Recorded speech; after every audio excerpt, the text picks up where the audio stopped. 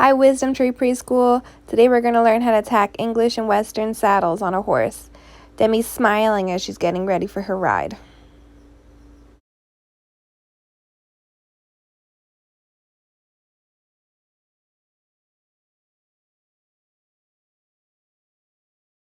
So Demi will be wearing the Western saddle.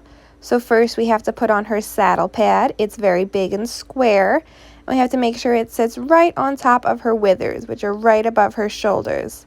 So now that it's in a perfect spot, we're going to lift the heavy saddle and put it real gently down on her back. Notice how the saddle is much bigger. It has a horn that's on top, and it is also shaped like a square compared to our English saddle. The next step for tacking up the Western saddle is to do the girth. The girth goes underneath the horse and works like a belt to keep the saddle safely on the horse. The Western saddle, you reach underneath her belly, grab it, and then you have to make a knot to tie it off nice and tight.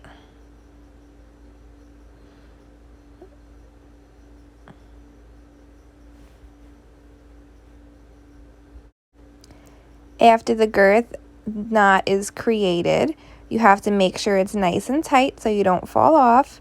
So right before you get on, you'll retighten your girth in case you let out any air.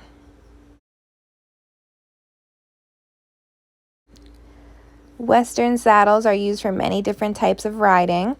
Most common is probably barrel racing and any sort of trail or rodeo riding. This is Sugar heading around a barrel. As you can see, she's in her Western saddle. And this is Texas on trail with his Western saddle.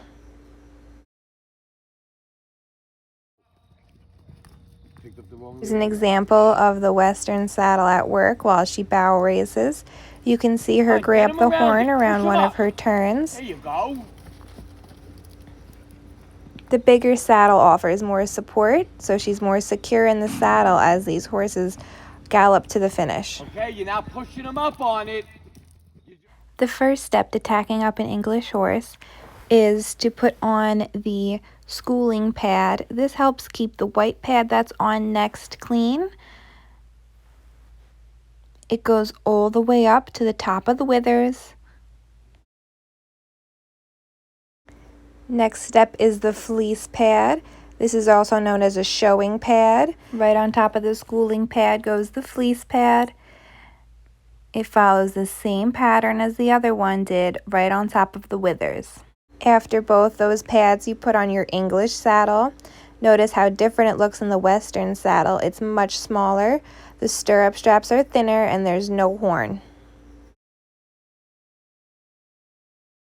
The fleece pad makes a perfect pattern to place the saddle right on top of, so it sits right on the withers above both pads.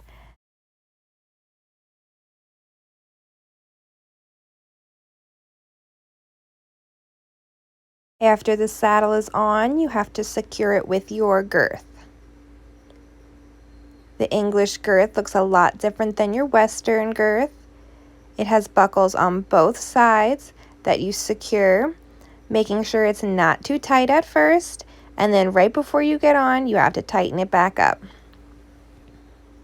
Just like the Western girth, the English girth also works as a belt to hold your saddle nice and still so you don't slip around when you're on the horse.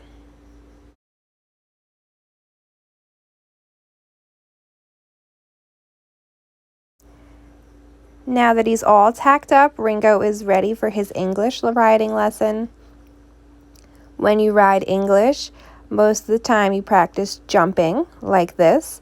You could see how, because there's no horn and the saddle is smaller, I can get my body up higher on the horse. Here's another example of a horse jumping in an English saddle.